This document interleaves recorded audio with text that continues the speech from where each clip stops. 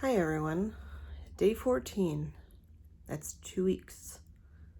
Man, a lot's changed in 2 weeks.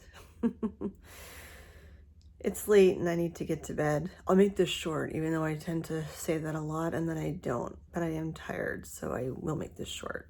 I realized from watching some of my other videos that if I stop saying and I probably could cut out about 10 minutes of conversation. So I will try to be more aware of my filler words. I never signed up for Toastmasters. That was something I meant to do.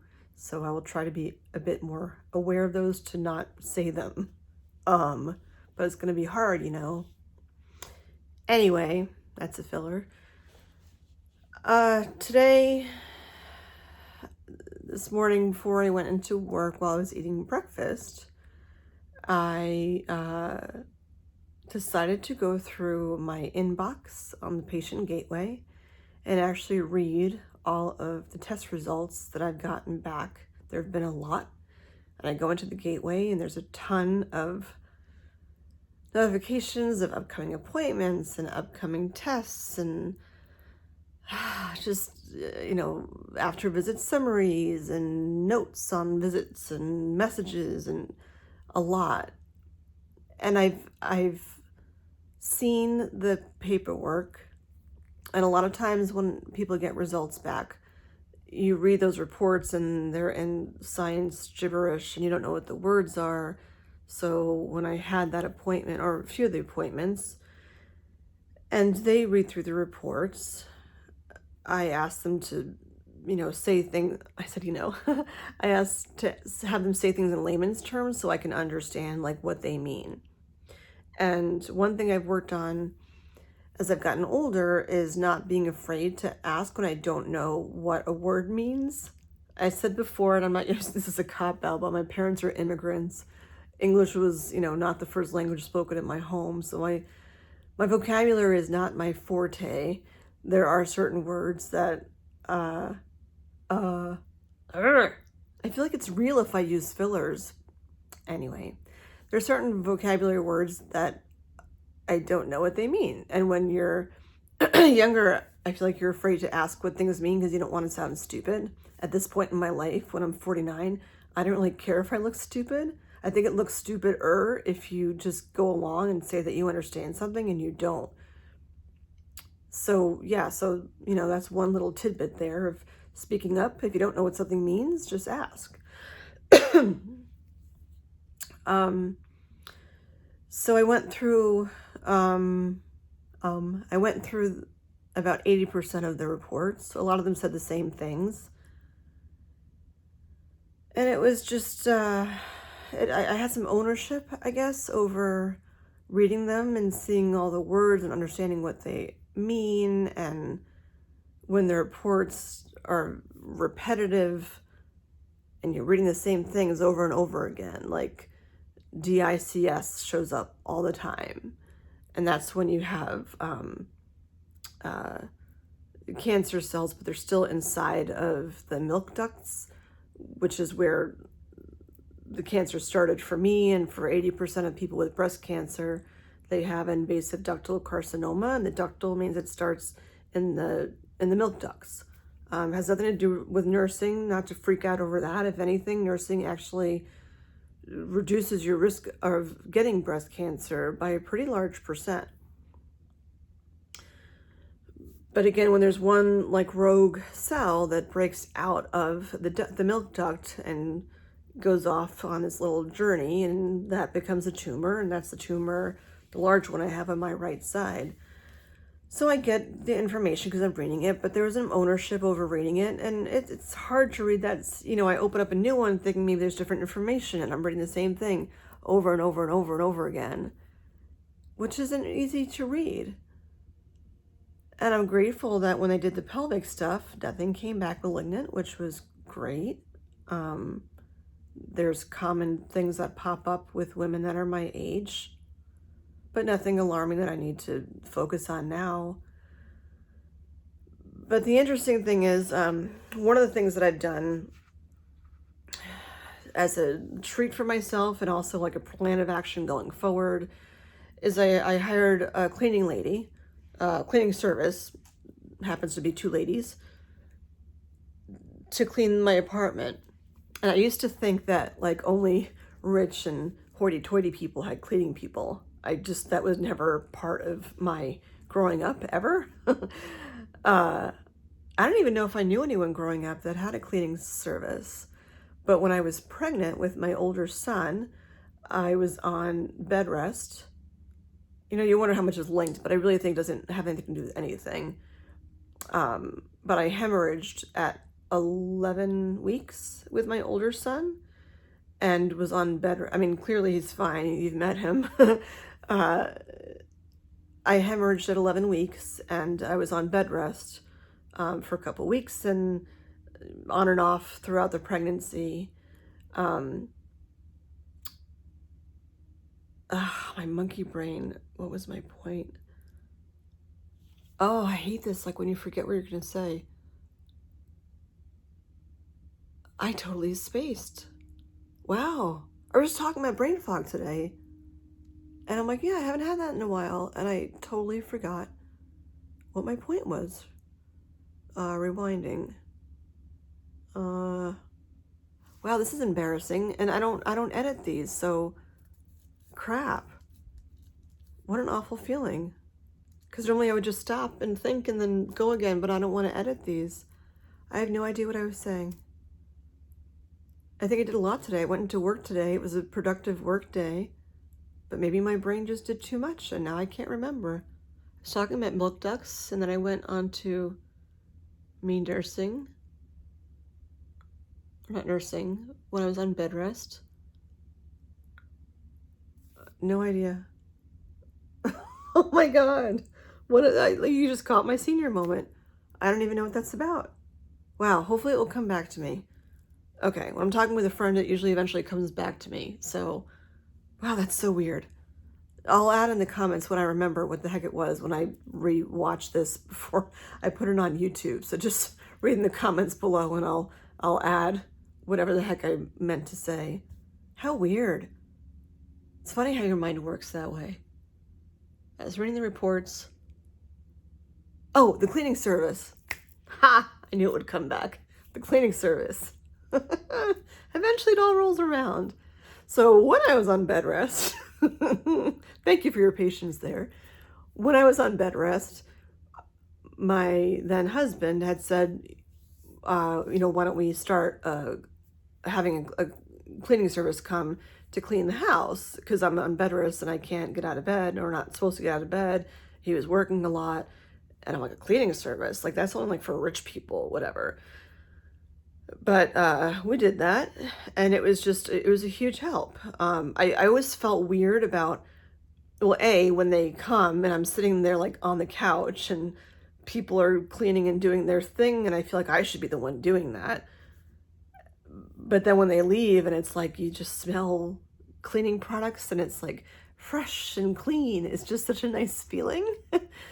So it took me a very long time we didn't have a cleaning service for a long chunk of time, like kind of on and off.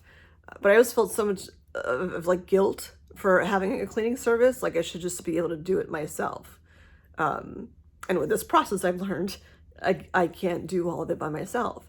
So I reached out to a service that I've used in the past and asked if she was available, and she came today to clean. And I wasn't home, I was at work, my kids were home. And I came home and like you smell that smell, and I heard the vacuum cleaner from the hallway, and it's just like, like my apartment's getting clean and I'm not doing it and I deserve it. I mean, even regardless of this, like I just think it's a nice treat to give yourself, but it's a matter of valuing yourself and knowing what you can and can't do, what your body is telling you to pause and give yourself a break, and to be kind to your body that like it's okay to I'm taking care of this right now, and someone else needs to, be taking care of my apartment right now. And that's what she did. She came in, she took care of things. The carpet, like, I don't know what kind of vacuum cleaner she has, but the carpet is like extra fluffy, and it just feels nice to walk on a fluffy carpet. And it's just a really nice feeling. I have a friend who's coming tomorrow morning to help me, no, well, not me, to help move furniture around because I have that buckle. I don't know if I mentioned that I have a buckle in my carpet, and I need to have the furniture moved before maintenance can come to fix the carpet. And I don't want to like trip on it or like, get my foot caught and like stumble after the surgery, because that would be awful. So she's going to come by, and she and Caleb are going to move my furniture so they can take care of that, which is something that's been on my to-do list for a long time. And I'm just like, whatever. But I need to do that to take care of me. So, self-care, I think, is something I'm trying to get through to all of you, that you can say, yeah, I have this going on. Yeah, I'm doing this. And why would I want to do this? And whatever. You have to take care of you.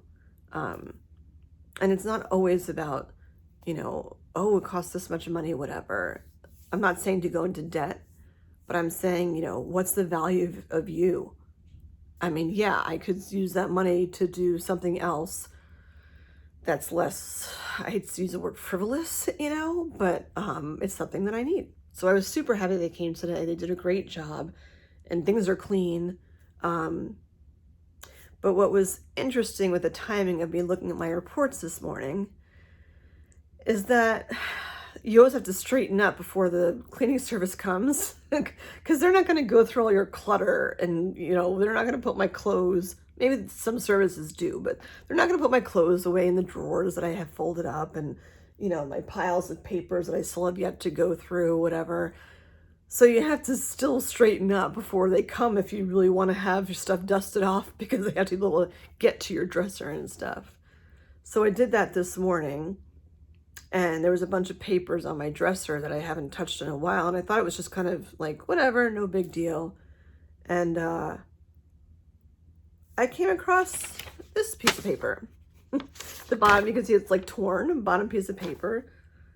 And it was just like scratch notes, and I had written on here stuff I had to do for work that I got done, and I scribbled it off. I wrote something about editing an episode of my show and like a timestamp on there. And then I flip it over, and there's a phone number, and it says MRI/whole breast ultrasound, January 11th, 2019.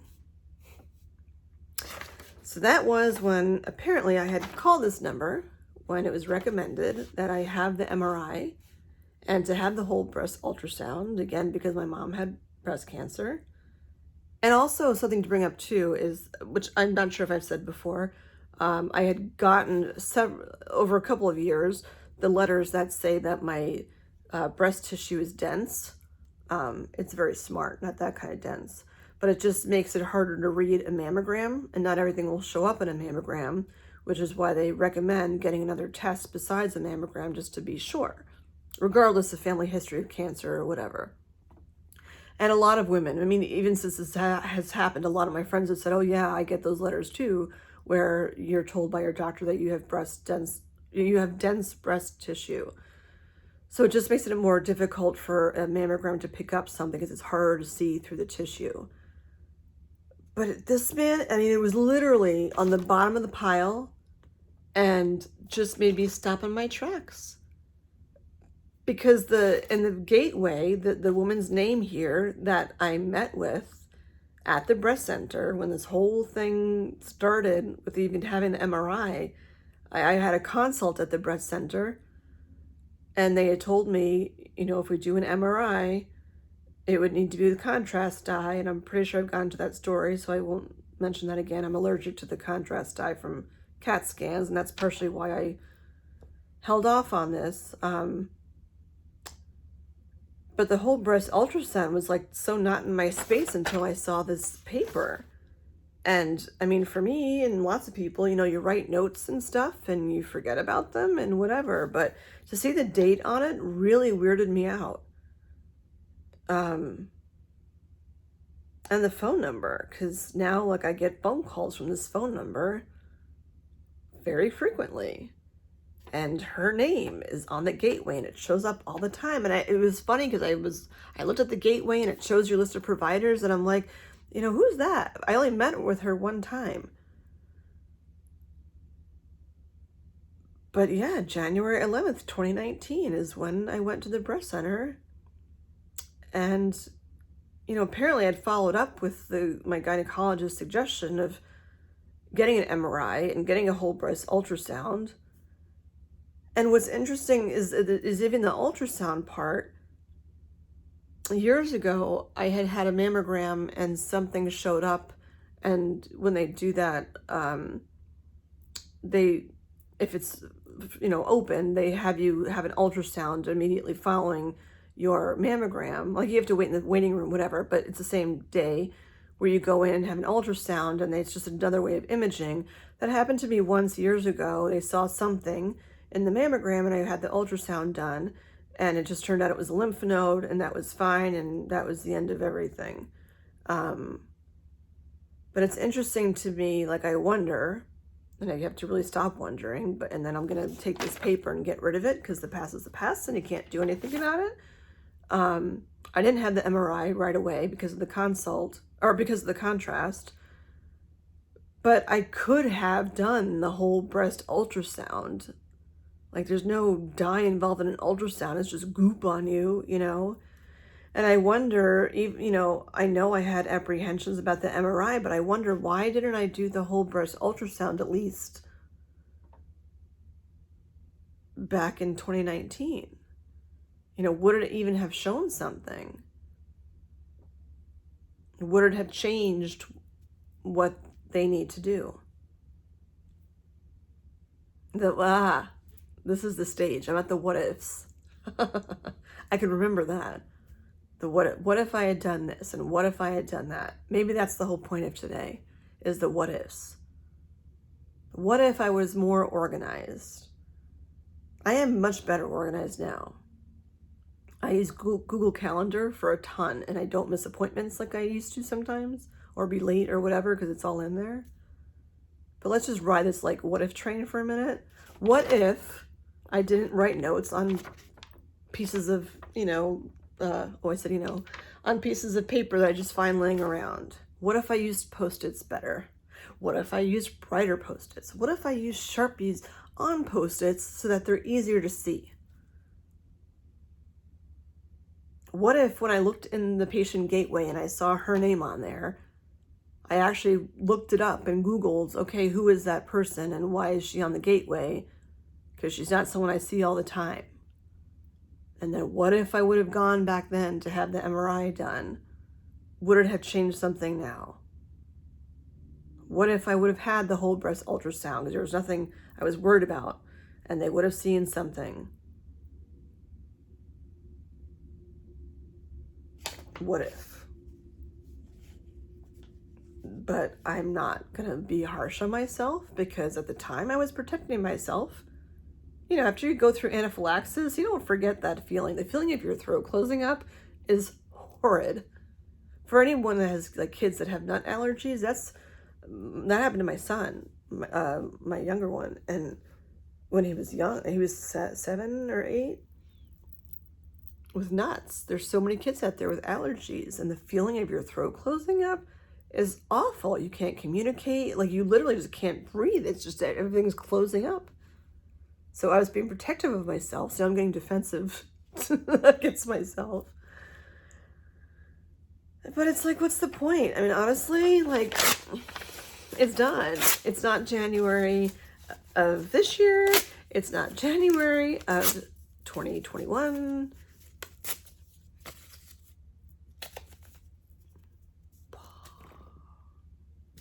That just gave me goosebumps. But I can't rewind.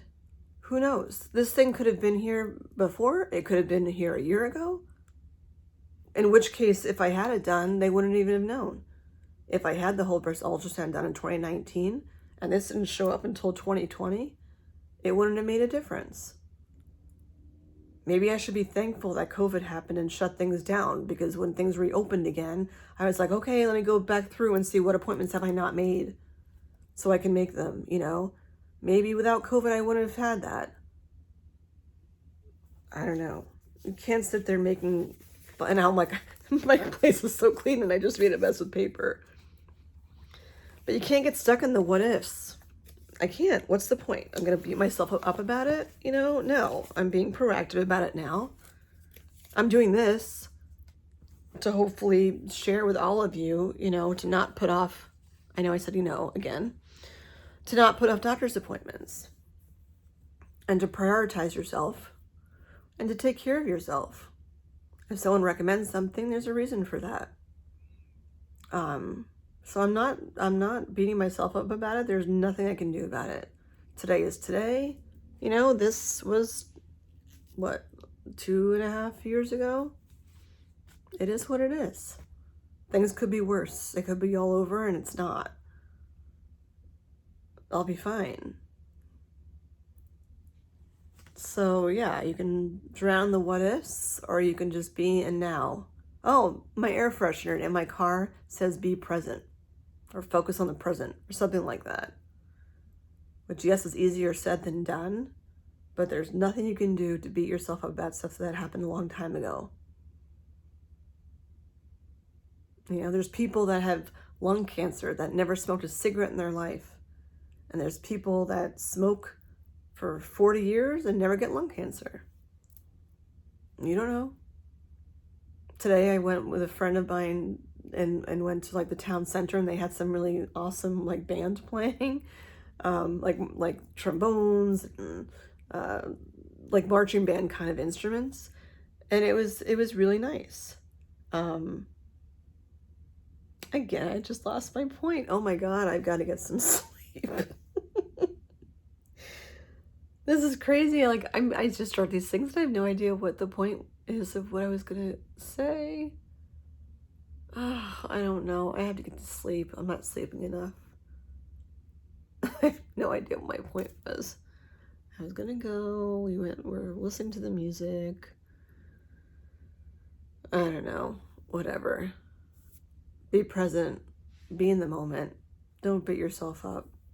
Make appointments that you need to make. Say things that you want to say. Ask what a vocabulary term means that you don't know what it means. Google it, look it up. If you've been mispronouncing a word for your entire life, you go on Google, you can look it up and see what that is. I'm really tired. So I guess I'll leave that there for today. It's the what ifs. You can play with them all you want to, but it's not going to change anything. So, good night. Day 14, 2 weeks. Yeah. How much has changed in 2 weeks? Oh boy. But I got this. Like Laura says, go fight, win. All right. Have a good night, everyone. Thanks for joining me. And feel free to comment below, share, whatever you want to do. Bye.